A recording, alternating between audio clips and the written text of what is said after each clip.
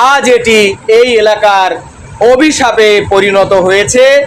ওই যে নদীর মাঝে একটি ড্রেজার দেখা যাচ্ছে, ঠিক ড্রেজারটি অবস্থান করছে ঐতিহাসিক ঘষিয়াখালী চ্যানেলের মুখে, যেটি মুক্তিযুদ্ধের আগে কোদাল দিয়ে কাটা হয়েছিল। বাকি অংশ মুক্তিযুদ্ধের পরপরই ড্রেজার দিয়ে খনন করা হয়েছিল। মোংলা পোর্ট যে বঙ্গোপসাগরের সংযোগে অবস্থিত, সেই মোংলা বন্দরের সাথে সংযোগ স্থাপনের জন্য, খুব দ্রুত যোগাযোগের জন্য এই চ্যানেলটি খনন করা হয়েছিল অর্থনৈতিক সমৃদ্ধির কথা চিন্তা করে। কিন্তু আজ এটি এই এলাকার অভিশাপে পরিণত হয়েছে, কারণ এটির কারণেই বঙ্গোপসাগর মোংলা পোর্ট হয়ে লবণ পানি এই এলাকায় চলে এসে এই এলাকায় সয়লাব হয়ে যায় এবং লবণ পানিতে এই এলাকার সমস্ত কৃষি জমি ফসল সব ধ্বংস হয়ে গেছে। গরু ছাগল সব কিছু, ঘাস সব কিছু ধ্বংস হয়ে গেছে, যা এখন গলার কাটা হয়ে দাঁড়িয়েছে এলাকাবাসীর।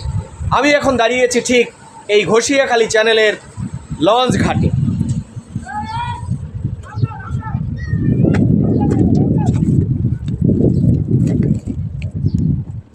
এই সেই স্মৃতি বিজড়িত লঞ্চঘাট, যে লঞ্চঘাট একসময় খুবই জমজমাট ছিল এবং এই লঞ্চঘাটকে কেন্দ্র করে এই এলাকার মানুষের যাতায়াত ব্যবস্থা সম্পন্ন হতো। সেই লঞ্চঘাট এখন অনেকটাই জনমানব শূন্য। এখন নদীর ওপার থেকে পাকা সড়ক হয়েছে, সেই পাকা সড়ক ধরে অটো বা টেম্পু বা মোটর চালিত ভ্যান আছে, সেখানে চড়ে তারা খুব দ্রুত বাগেরহাটে চলে যায়। যে কারণে এই এলাকার যে লঞ্চগুলো, সেই লঞ্চগুলো আজ দাঁড়িয়ে গেছে।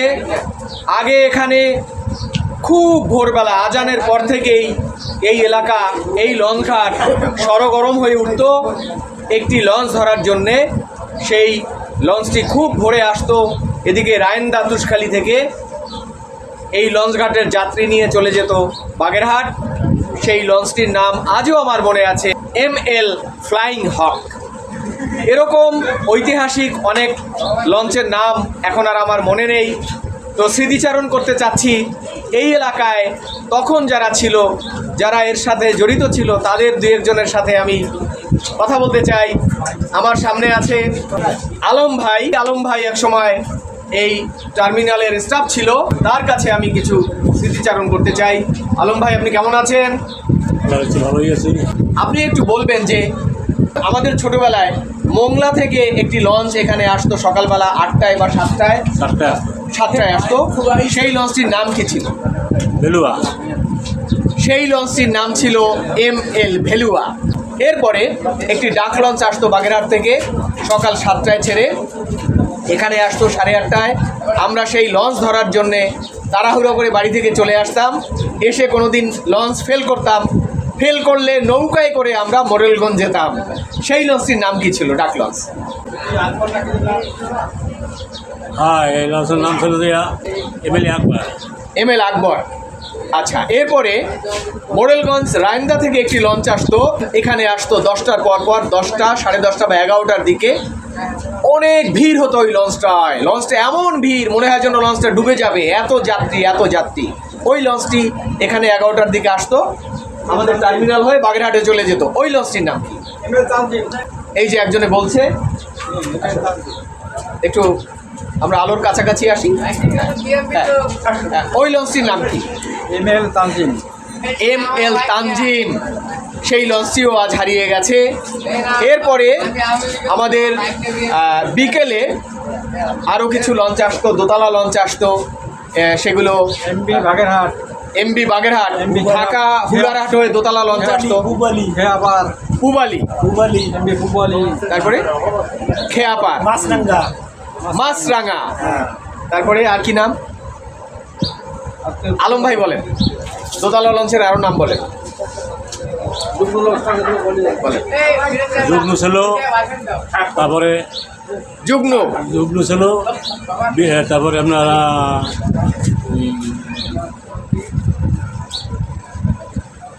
রূপসী ছিল, রূপসী ছিল, নীলাম্বরী ছিল, নীলাম্বরী ছিল, বসুন্ধরা ছেলে, বসুন্ধরা ছিল। অসম্ভব সুন্দর সেই নাম, কাব্যিক নাম ছিল সেই দোতলা লঞ্চের। সেই লঞ্চগুলো নদী কাঁপাতে কাঁপাতে আকাশে ধোঁয়া তুলে, আকাশে বাতাসের ঝাপটা তুলে সাই সাই সাই সাই করে এই আমাদের কেওড়া নদী হয়ে এই লঞ্চগুলো এখানে এসে ভিড়ত এবং সেই লঞ্চগুলো যাত্রী নিয়ে এখান থেকে বাগেরহাট চলে যেত। সে এক অন্য রকমের স্মৃতি, অন্য রকমের ফিলিংস। আজ সব লঞ্চগুলো বন্ধ হয়ে গেছে। আরও মনে পড়ে আমাদের এই নদী কাঁপিয়ে ঢাকা থেকে আসতো ল্যাপচা জাহাজ, আসতো টার্ন, তারপরে গাজী, তারপরে পিএস মাসুদ, এরকম বড় বড় বড় বড় জাহাজ বা রকেট এই নদী কাঁপিয়ে আমাদের যে ঘষিয়াখালী চ্যানেল রয়েছে, এই ঘষিয়াখালী চ্যানেল হয়ে ওই জাহাজগুলো চলে যেত খুলনা।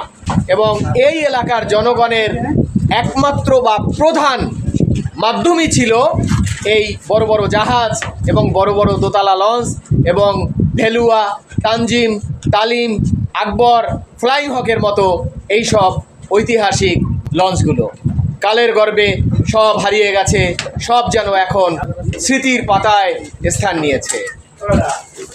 ঘষিয়াখালী লঞ্চঘাট থেকে শিকদার মোর্শেদ।